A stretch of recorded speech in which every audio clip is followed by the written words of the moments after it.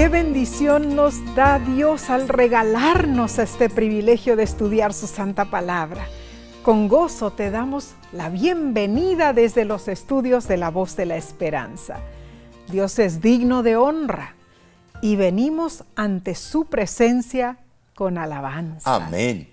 Sabes, Nessie, muchos nos acompañan por la televisión, por la radio, Facebook, YouTube, etc. Gracias por estudiar con nosotros, hermanos. Recuerda, si estás en las redes sociales, comparte este material para que otros puedan escudriñar la Santa Biblia. Así sea. Bueno, hoy, Omar, leeremos el mensaje de Ariana Sanquiche desde Nueva York, nos escribe ella. Y dice: siempre los escucho los sábados, pero hoy decidí empezar desde el lunes hasta el viernes para así poder oír las predicaciones de los sábados como debo de hacerlo.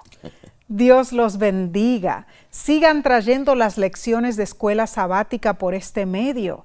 Soy puertorriqueña, pero vivo en Nueva York. Me crié en el mensaje adventista y aunque no voy a la iglesia, obedezco los mandatos de Jesús. Un gran saludo para ti, Ariana. Amén. Nos alegra que nuestra programación sea de bendición para ti y los Amén. tuyos.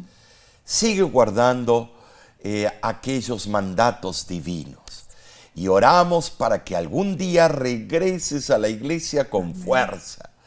Prepárate, Cristo viene pronto. Amén, amén. ¿Qué te parece si elevamos entonces ahora en este momento una oración a nuestro Padre Celestial? Querido Padre, tú sabes, Señor, que necesitamos de la presencia del Espíritu Santo para poder entender tu palabra. Guíanos en este estudio. Te rogamos y te lo pedimos en el nombre de Cristo Jesús. Amén. Amén. Esta semana estudiaremos la lección 10 para el 9 de marzo 2024. Se titula Lecciones del pasado. ¿Sabes? John F. Kennedy fue el presidente más joven de Estados Unidos y fue el más joven al final de su mandato, al ser asesinado a los 46 años de edad. Así fue. Él solía decir: quizá nuestra mayor esperanza para el futuro resida en las lecciones del pasado. Interesante, ¿no es cierto? ¿No es cierto? ¿Por qué es importante recordar las lecciones del pasado? ¿No sería un problema si el pasado afecta demasiado nuestra vida presente? Ahora, Omar, vemos que Israel fue llamado a recordar su pasado. ¿Por qué?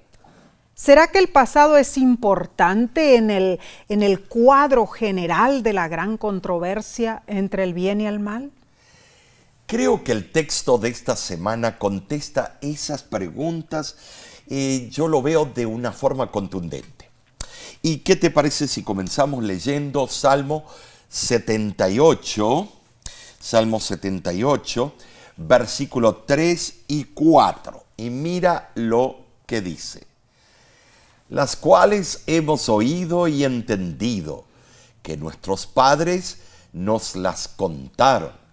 No las encubriremos a sus hijos, contando a la generación venidera las alabanzas de Jehová y su potencia y las maravillas que hizo.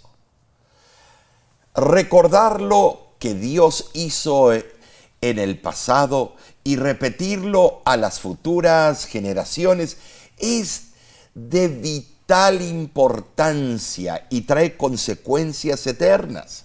Claro, pensándolo bien, las Sagradas Escrituras no son un libro de filosofía, Omar, que hace simples suposiciones y conjeturas sobre los atributos y enseñanzas de Dios. No, la Biblia desde el principio es Dios en acción en la historia humana.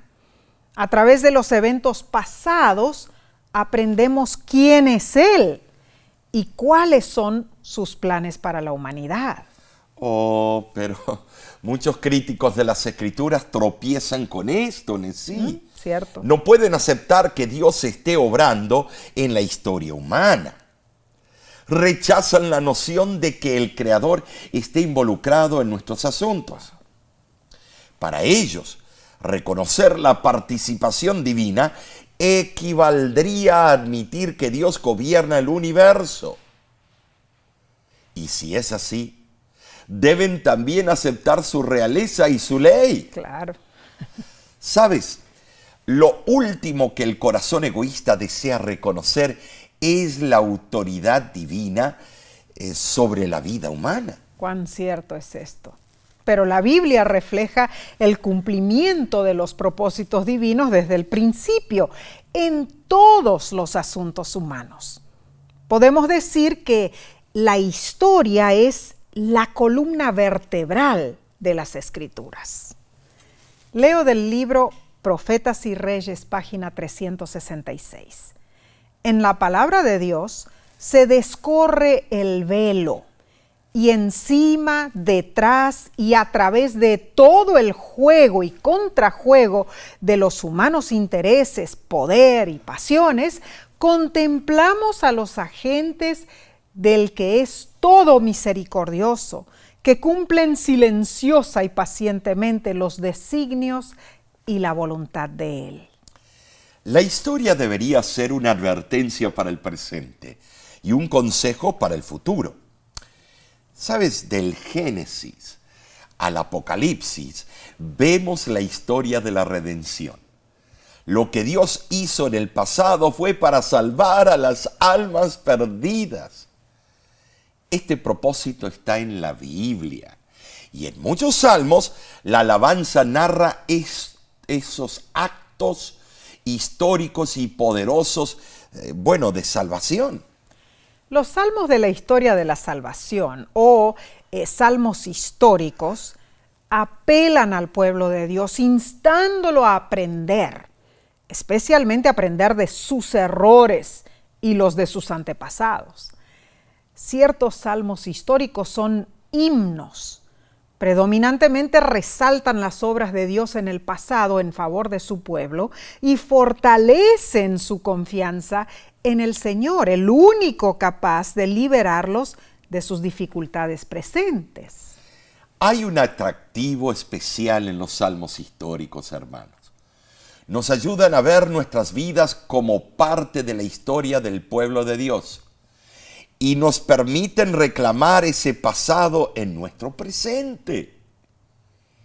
La lección dice: cómo hemos sido adoptados en la familia del pueblo histórico de Dios a través de Cristo, nuestra herencia histórica es el relato de nuestra ascendencia espiritual.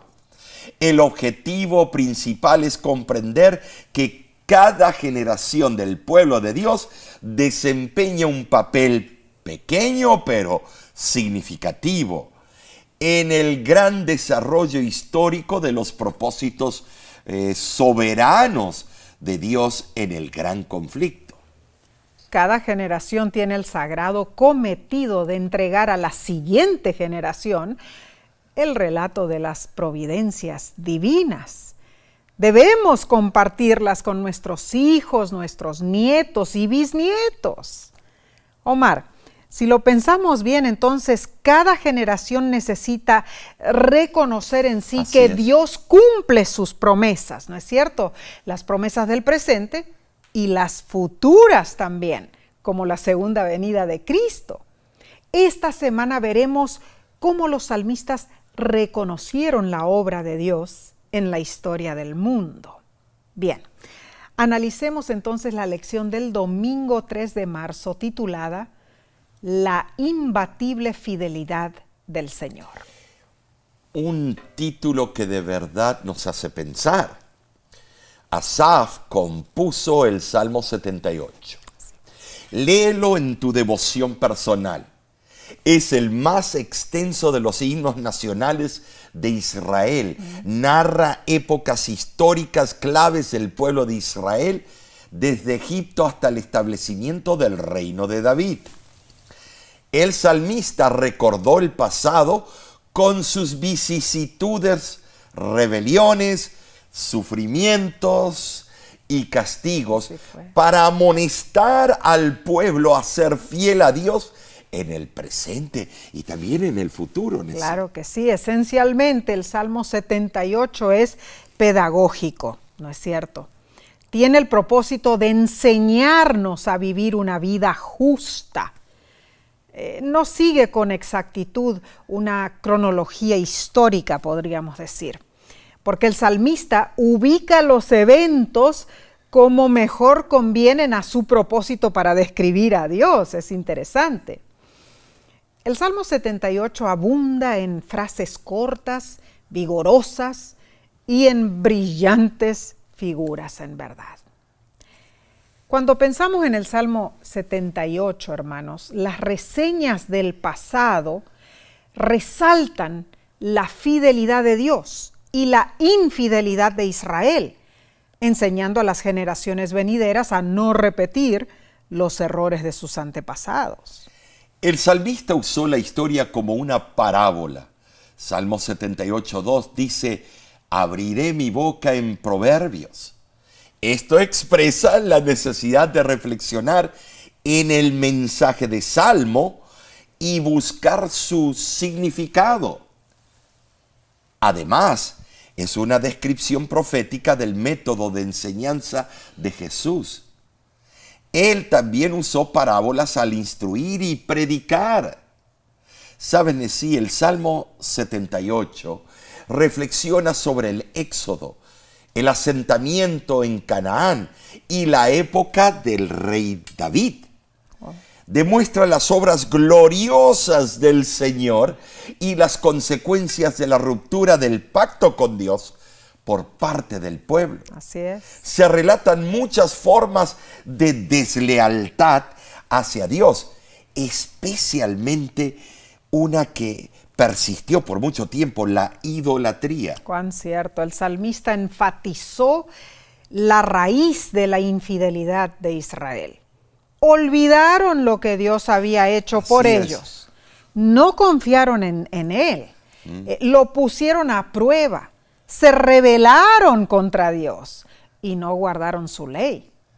Al destacar estas formas de deslealtad, el salmista implicó que el rechazo de Israel en la historia pasada resultó de ese pecado específico. ¿Cuál? La falta de confianza en Dios. Bueno, es un pecado que casi todos nosotros nos pasa alguna vez. ¿Listo? El Salmo 78 nos abruma por la terquedad y la ceguera espiritual del pueblo y el marcado contraste de la paciencia y la gracia de Dios. Y nos preguntamos, ¿no es cierto? ¿Cómo puede ser que cada generación fue tan lenta en aprender? Wow. ¿Y nosotros? Bueno, antes de juzgar a las generaciones pasadas, debemos considerar nuestra situación. ¿Acaso nosotros no olvidamos las maravillas que Dios ha hecho por nosotros y los requisitos de su pacto? Claro que sí, nos olvidamos. Somos culpables de eso y mucho más. Queremos la solución ya, pero nos olvidamos de Dios. Sin embargo, el Salmo 78 nos muestra la inutilidad de nuestra voluntad humana, a menos que esté basada en la fidelidad a Dios y en la aceptación de su gracia. Las batallas infructuosas del pueblo de Dios comprueban la lección del Salmo, de que los esfuerzos humanos están destinados simplemente a fracasar. Ahora, el salmista presentó hábilmente que ni siquiera la deslealtad del pueblo puede impedir que Dios mantenga su fidelidad y cumpla sus promesas. Sin embargo, los individuos o grupos impenitentes fueron excluidos de las bendiciones de su pacto. Su infamación final nos advierte en cómo la vida sin Dios destruye a las personas y los que los rodean. El exhaustivo comentario bíblico del púlpito expone el cuadro del Salmo 78 y dice: la historia, el registro de la experiencia es la Biblia de la humanidad. Toda la historia enseña de Dios.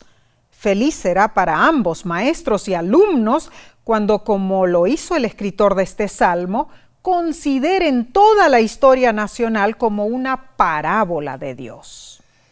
Indudablemente, si eliminamos la historicidad de las Escrituras, lo que quedan son relatos religiosos, incapaces de impactar nuestras vidas. ¿Saben, Nesí? Tristemente, yo veo que esto es lo que sucede en nuestra sociedad hoy en día. Claro, y no solamente en nuestra sociedad, en la iglesia a veces. Pero la Biblia denuncia ese pensamiento secular. Afirma que Dios no solo obra en la historia, sino que también tiene relaciones dinámicas y salvíficas con todas sus criaturas. Amén. Y la lección pregunta: ¿qué lecciones has aprendido o deberías haber aprendido de tus errores pasados? Oh, mis errores pasados, Omar. Ay, ni quiero. Bueno, no los puedo enumerar, en verdad. Son muchísimos. ¿Y qué de los tuyos, hermano, hermana? ¿Has pasado días con el tipo equivocado de personas? ¿Has actuado en forma descontrolada? ¿Te has olvidado de atender a tu familia? ¿Has malgastado el tiempo sin objetivos y sin propósitos? Tantos errores. Ay, si tuviera que enumerarlos, llenaríamos los libros de este mundo. Los errores son inevitables, pero presentan una oportunidad para aprender. Cierto. Ahora, muchos no quieren aprender de sus errores. La psicología sugiere el efecto avestruz. ¿Sabías? Wow. Hace referencia al mito popular de que los avestruces meten la cabeza en la arena cuando están asustados. Yo tengo ganas de meterlo en la arena en este momento. En el contexto del fracaso, el efecto avestruz significa ignorar nuestro error, no tenerlo en cuenta. Wow. Si tendemos a pasar por alto nuestros errores, no aprenderemos de nuestros fracasos y equivocaciones. Esta actitud no resuelve nada, más bien empeora las cosas y nos hace perder oportunidades para cambiar y mejorar. Así es, Omar. Reconocer un error no es fácil, hermano, hermana. Sin embargo, Jesús no ocultó nuestros errores, al contrario, los expuso y los desintegró en la cruz. Amén. Así lo explica Pablo. Romanos 5:21 dice: así como el pecado reinó en la muerte, así también la gracia reine por medio de la justicia para vida eterna mediante Jesucristo nuestro Señor. Hermano, hermana, no intentes ocultar tus errores delante de Dios. Ya todos fueron expuestos por Jesús. Gracias a Dios, no hay nada que ocultar ni temer. Jesús perdona nuestros pecados, nuestros errores y nos da una nueva vida, ayudándonos a rectificarlos y a sanar. Seguiremos con la parte del lunes en unos segundos.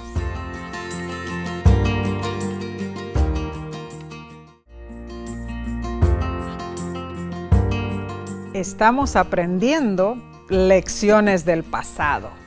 Nos alegra tu compañía. No olvides compartir este estudio con otros.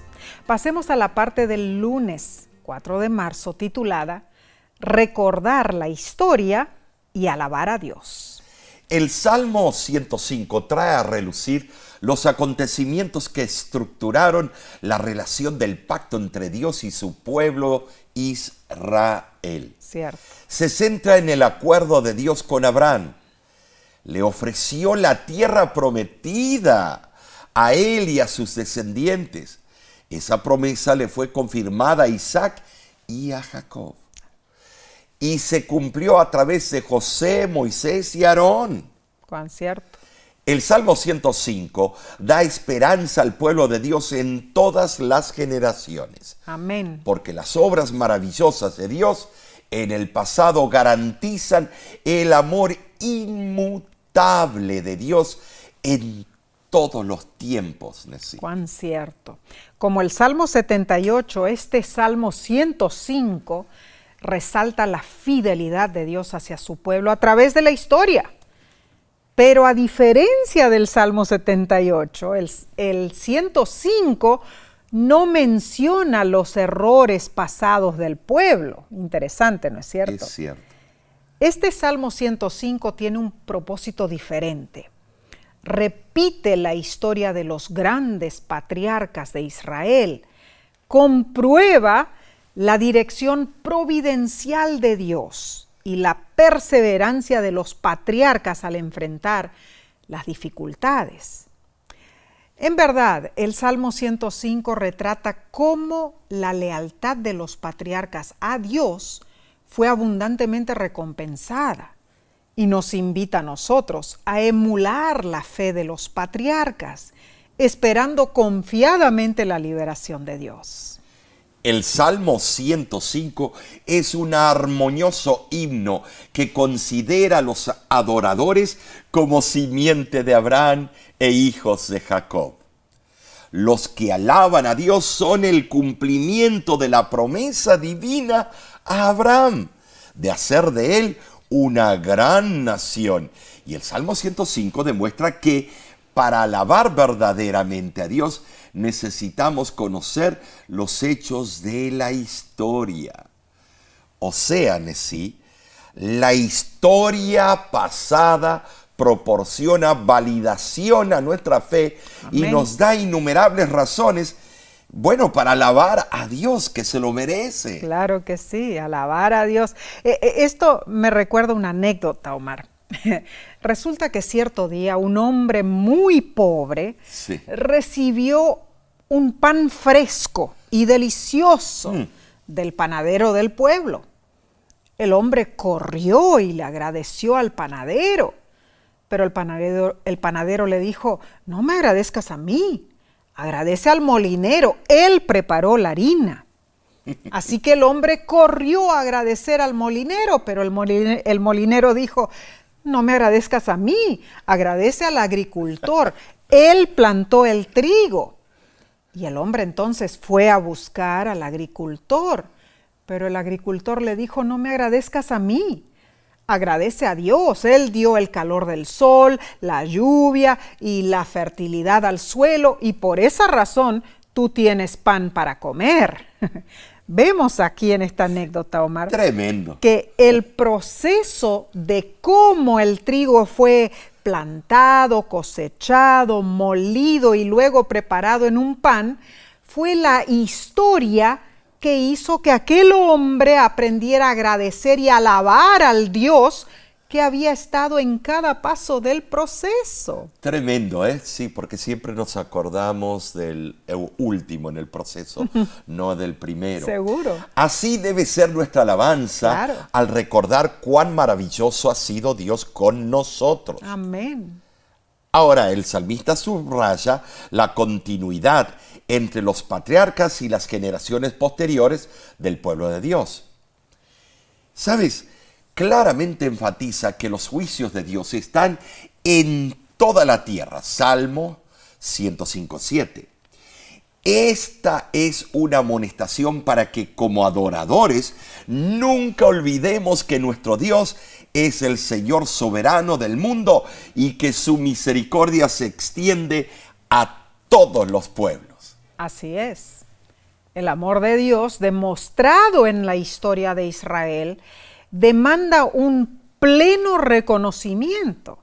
Todas las naciones deben saber de buena tinta las maravillas de Dios, su santo nombre, sus prodigios y sus juicios.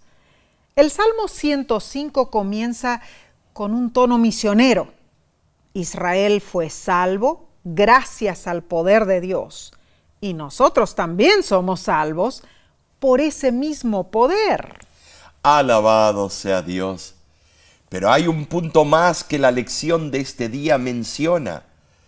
Dirige nuestra atención al hecho de que como adventistas del séptimo día, nosotros somos parte de un linaje. Leamos Gálatas 3:29, y si vosotros sois de Cristo, ciertamente linaje de Abraham sois, y herederos según la promesa. Cristo, simiente de Abraham, se convirtió en heredero de las promesas del pacto. Y a través del bautismo nosotros nos unimos a Cristo y mediante Él adquirimos el derecho de participar de las promesas hechas a Abraham. Preciosa seguridad, ¿no es cierto? Como hijos espirituales de Abraham nos convertimos en coherederos con Cristo. Romanos 8:17. Más aún, Cristo es también heredero de la gloria y la honra del cielo. Entonces, a los que creemos en Él, nos corresponde ser herederos de un puesto de honor en el universo. Esto es algo que nunca hubiéramos podido disfrutar si el Verbo no se hubiese hecho carne. Gloria a Dios. En la encarnación, la divinidad y la humanidad de Cristo se unieron con vínculos inquebrantables y por Él somos salvos. ¿Sabes, Nesí? El día en que aceptas a Cristo como tu Salvador personal, tu nombre es escrito en el libro de la vida. Amén. Dios escribe tu herencia celestial con tinta permanente, comprado con la sangre Gloria a de Dios, Cristo. gloria a Dios. Primera de Pedro capítulo 1, versículo 3 al 4 lo afirma: bendito el Dios y Padre de nuestro Señor Jesucristo, que según su grande misericordia nos hizo renacer para una esperanza viva por la resurrección de Jesucristo de los muertos, para una herencia incorruptible, incontaminada e inmarcesible, reservada en los cielos para vosotros. Maravilloso. Sí lo es. Preciosa promesa. Mi herencia, tu herencia, es incorruptible, incontaminada, inmarcesible, no se marchita. Está reservada en el cielo para ti, para mí, para ti, Omar. Es cierto. Qué hermosa imagen la de estos versículos. Dios guarda nuestra heredad y bajo su vigilancia divina nadie nos la puede quitar. Alabado sea Dios por darnos este precioso privilegio. Es cierto. Bien, pasemos a la lección del martes 5 de marzo titulada Recordar la historia y arrepentirse. Este título tiene un significado muy especial. Seguro sí, que sí. Porque a veces sí hay que ser históricos, no histéricos. El Salmo 106 es otro himno nacional de Israel y como el Salmo 105, también repasa la historia antigua de Israel, demostrando la fidelidad de Dios. Así es. Pero hay una diferencia notable. El salmista muestra cuán crónica fue la deslealtad de Israel y cuán terribles fueron las consecuencias que sufrió como resultado. El Salmo 106 se refiere a la salida de Egipto, la peregrinación en el desierto y la estadía de Israel en la tierra prometida durante el periodo de los jueces, Nesí. Describe la debilidad y la insensatez de Israel y resalta el poder de Dios demostrado tanto en la liberación como en el castigo. Así es. ¿Sabes? Esas descripciones se alternan en estrofas irregulares en este salmo. El versículo 6, por ejemplo, comienza a destacar los atroces pecados de los padres que culminaron como consecuencia en la generación que fue llevada al exilio. Es casi seguro que ese salmo fue escrito cuando la nación estaba en Babilonia o acababan de regresar de ella. El salmista, inspirado por el Espíritu Santo, contó al pueblo de Dios los incidentes históricos y las lecciones que el pueblo debería haber aprendido. A lo largo de los siglos, Dios se ha enfrentado a un dilema. La mente humana reacciona solo cuando Dios demuestra su poder. A lo largo de la historia, el pueblo de Israel reconocía a Dios solo cuando Él ganaba las victorias para ellos. Su idea era que Dios resuelve todas las batallas, pues es el más poderoso. Entonces, Nesí, aquí viene un gran entonces. ¿Qué hizo Dios para ablandar corazones tan endurecidos? Demostró su poder para que prestaran atención. Claro. Vez tras vez, Dios permitió que su pueblo experimentase los resultados de seguir su propio camino, solo para tener que rescatarlos mediante la prueba de su poder. Así fue. Solo así lo respetaban. Pero luego se volvían excesivamente confiados y creían presuntuosamente que Dios tendría que estar de su lado, pasara lo que pasara. Pero las consecuencias llegaron. El pueblo fue tomado cautivo por Babilonia. Bueno, qué pueblo de dura servicio, ¿no es cierto? Sí. Pero algo hermoso en el Salmo 106 señala la fidelidad de Dios a su pacto de gracia. Expresa la esperanza de que Dios nuevamente mostrará favor a su pueblo si se arrepiente. Salmo 106, versículo 47. Notemos que la súplica por la liberación no era una ilusión, hermanos, sino una oración de fe basada en la seguridad de las liberaciones pasadas de Dios y su carácter infalible de fidelidad. En verdad, el recuerdo de los fracasos históricos de Israel, que están representados en este Salmo 106, marca una parte integral de la confesión de los pecados por parte del pueblo. Es notable el reconocimiento de que ellos no son mejores que sus antepasados. Increíble cómo reconocieron su situación. La generación del tiempo que se escribió este salmo admitió que era incluso peor que sus antepasados, porque ellos conocían las consecuencias de las iniquidades de las generaciones pasadas. Sabían cómo Dios había ejercido su gran paciencia y gracia, a pesar de que deliberadamente se habían desviado por caminos de maldad. Pero miren, pensemos en nosotros hoy en día. Tenemos la revelación del carácter de Dios y tenemos la gracia salvadora revelada en Cristo Jesús. Tenemos el espíritu de profecía, tenemos las sagradas escrituras y aún así fallamos y muchas veces no nos doblegamos ni nos arrepentimos. Esto es cierto, pero hay una buenísima noticia presentada en el Salmo 106 y es que el amor inquebrantable de Dios siempre prevalece sobre los pecados del pueblo. Indudablemente, solo la experiencia personal de la gracia de Dios puede transformar una historia pasada en nuestra historia. Los versículos 13 al 33 del Salmo 106 relatan la confesión de los pecados de Israel en el desierto, su ardoroso deseo de comer carne, su rebelión contra Moisés, contra Aarón, la adoración del becerro de oro, el incidente de los espías, la fornicación en Baal-peor y la murmuración en Meribá.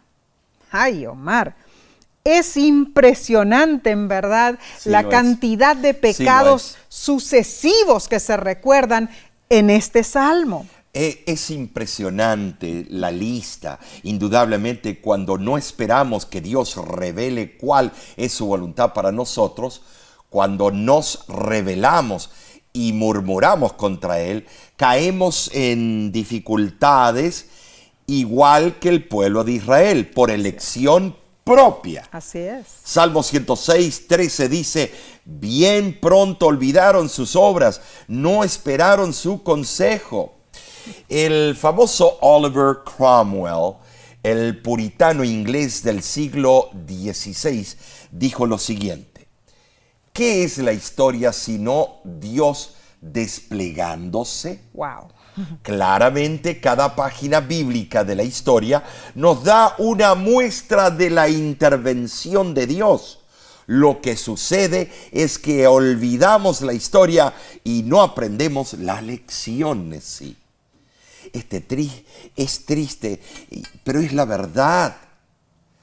Ahora, cuando no tenemos memoria o no tenemos conciencia de quién es Dios, vivimos con impulsos egoístas y justificamos nuestras malas acciones. Así cometemos el mismo error del pueblo de Israel. Quizá en otras condiciones o con otras excusas, pero hacemos lo mismo. Siempre volvemos a repetir. Así es. Nos olvidamos de las bendiciones de Dios, aminoramos su perdón y la salvación que nos dio en el Calvario y volvemos a reincidir en nuestro pecado. Ay, Omar, es cierto, pero alabado sea Dios, porque a pesar de la larga enumeración de rebelión, terquedad y pecado, el salmista concluyó con una elevada nota de gratitud por la misericordia divina. El Salmo 106 termina diciendo, bendito Jehová, Dios de Israel, desde la eternidad Amén. Y hasta la eternidad. Y diga todo el pueblo, amén, aleluya. Amén. Hermano, hermana, recuerda la historia del pueblo de Israel. Reconoce tu problema delante del Señor y arrepiéntete. Dios es fiel y te perdonará. Continuaremos con la parte del miércoles en unos instantes.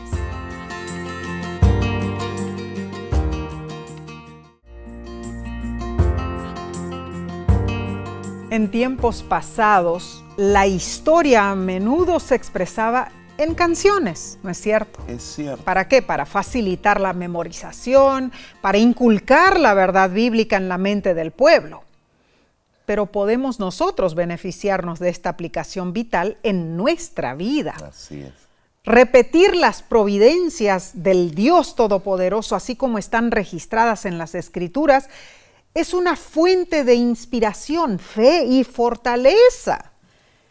Estudiemos entonces la lección del miércoles 6 de marzo, titulada La parábola de la viña del Señor. Como tarea, lee el Salmo 80. Presta atención en cómo describe al pueblo de Dios y qué gran esperanza ellos suplican. En una hermosa y patética elegía, el salmista compara a Israel con una vid trasplantada desde Egipto. Cierto.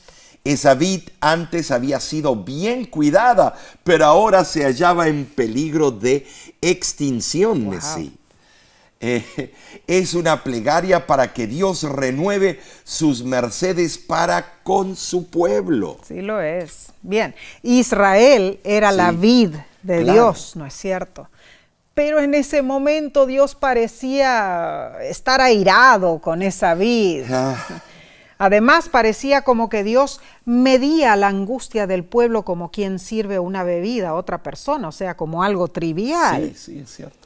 El salmista describió lo que en un tiempo había sido Israel y lo comparó a su situación actual, empleando la imagen de una vid.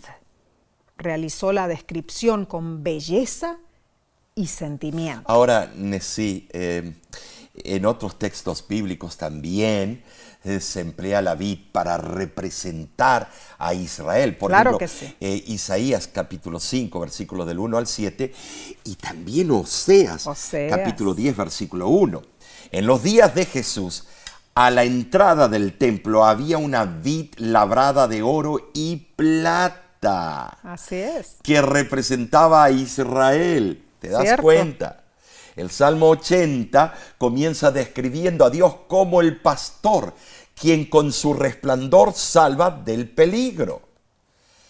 Luego, la figura cambia y Dios es el labrador. Pero la vid que plantó y floreció tan perfectamente se convirtió en presa de los estragos de las fieras y el fuego. Mediante la figura de una exuberante vid que se extiende sobre una vasta zona, se representa la extensión del dominio de Israel. Esto suena poderoso, pero parecía como si Dios hubiera dejado indefensas las fronteras de Israel. Animales feroces, como el puerco montés, el león, el tigre, el lobo y los enemigos de Israel asolaban el país. De repente, la figura cesa para dar lugar al ruego y su significado se revela en las palabras de Salmo 80, 17. Sea tu mano sobre el varón de tu diestra, sobre el hijo del hombre que para ti fortaleciste. La sinopsis del Salmo 80 que hizo el profesor de Biblia John Darby menciona los siguientes. El Salmo es notable. Ve a Dios en su trono, despertando su fuerza para ayudar. Este es Jehová. La fe busca su presencia y poder con su pueblo, como era entonces. La pregunta conmovedora es: ¿hasta cuándo la urgencia de la fe estará alineada contra la oración del pueblo? La vid traída de Egipto había sido asolada. Su cerco, como Isaías lo había predicho, había sido derribado. Las lágrimas eran la bebida del pueblo de Dios. Suplican a Dios que mire desde el cielo y visite la vid. Este comentario es muy interesante y al punto. Pero hay otro detalle interesante en el Salmo 80. En su estribillo evoca repetidamente la oración de Aarón, pidiendo a Dios bendición perpetua para su pueblo. Omar, esa oración arónica se encuentra allí en Números, en el capítulo 6, versículos del 24 al 26. Y para La Voz de la Esperanza es muy significativa. Es una oración especial, pues ha sido y es repetida una y otra vez en nuestros programas radiales y televisivos desde 1942. 82 años. 82 años. El Salmo 80 reitera periódicamente la frase: haz resplandecer tu rostro, dice claramente. Y bueno, de esa manera el Salmo resalta la esperanza de que la gracia de Dios triunfará sobre las miserias del pueblo. Por ejemplo, ¿sabes? Salmo 80, versículo 3, dice: oh Dios, restáuranos, haz resplandecer tu rostro y seremos salvos. La palabra hebrea para restaurar proviene de una palabra que significa regresar. Es usada repetidas veces en la Biblia cuando Dios llama a su pueblo extraviado a regresar a Él. Así es. Esta idea está estrechamente vinculada al arrepentimiento, alejarse del pecado y volver a Dios. Y Jeremías 24:7 explica lo que sucede. Y les daré corazón para que me conozcan que yo soy Jehová, y me serán por pueblo, y yo les seré a ellos por Dios, porque se volverán a mí de todo su corazón. Hay muchas situaciones que nos alejan de la presencia de Dios. Sí. La principal de ellas es el pecado. También los problemas, las decepciones, los engaños y las diferentes circunstancias que llegan a nuestras vidas a veces nos dejan abatidos y sin ganas de avanzar.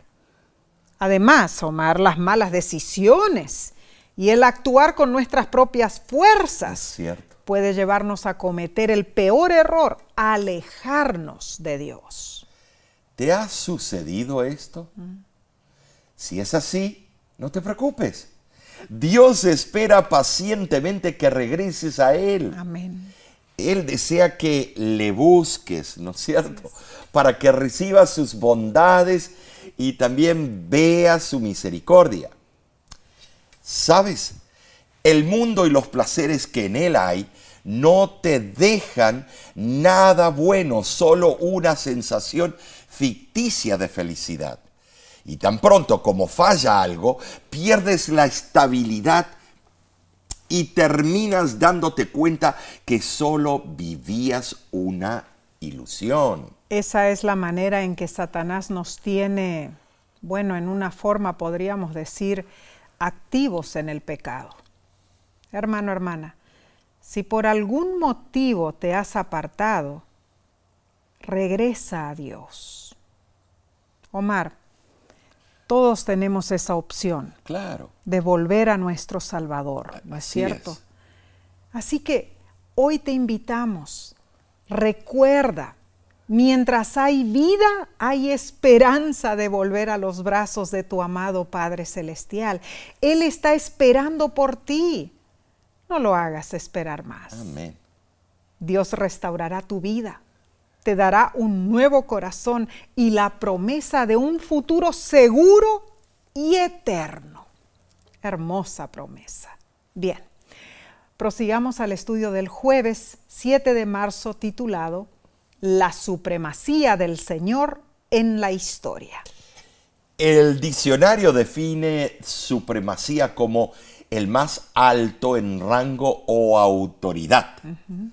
Básicamente no hay nada mejor. Lo supremo de algo es lo máximo. Claro. El Salmo 135 basa su temática en Dios como supremo juez. Sí. El versículo 14 dice, Jehová juzgará a su pueblo. Bueno, el Salmo 135 también es un cántico, pero no es un simple tratado histórico, legal o científico, Omar, ¿no es cierto? Es un poema inspirado que enfatiza la liberación de Dios. Ahora, no hay solo un juicio contra Egipto. También hay una reivindicación del pueblo de Dios. Generalmente, hermanos, concebimos el castigo como resultado del juicio, pero este salmo nos recuerda que los juicios divinos otorgan bendiciones a su pueblo fiel. El Salmo 135 exhorta, convoca al pueblo de Dios a alabarle por sus diferentes razones.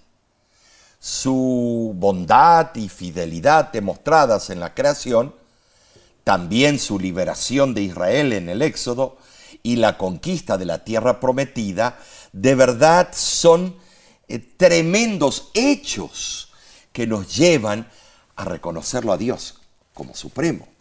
Dios demostró su gracia al elegir al pueblo de Israel como su tesoro especial. Así lo afirma Salmo 135:4, la frase tesoro especial. Esto transmite la relación del pacto distintivo entre Dios y también entre su pueblo. Pero notemos algo.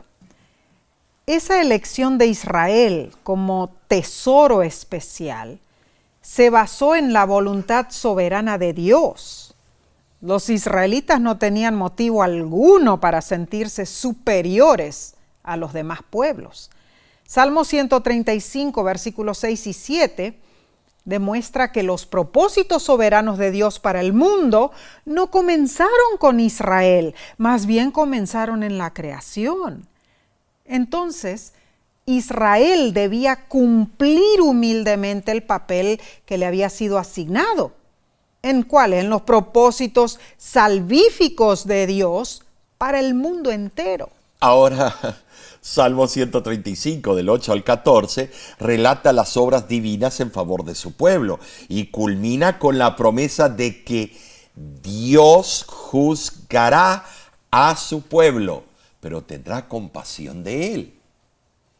¿Saben decir? El juicio es la vindicación de Dios en favor de los oprimidos. Wow, es cierto. Dios sostendrá la causa de su pueblo y lo defenderá, hermanos. Amén, amén. El Salmo 135 tiene como objetivo inspirar al pueblo de Dios a confiar en Él y permanecer fiel a su pacto. Así es. Así como Dios es fiel a ti y a mí y a ti también. Claro.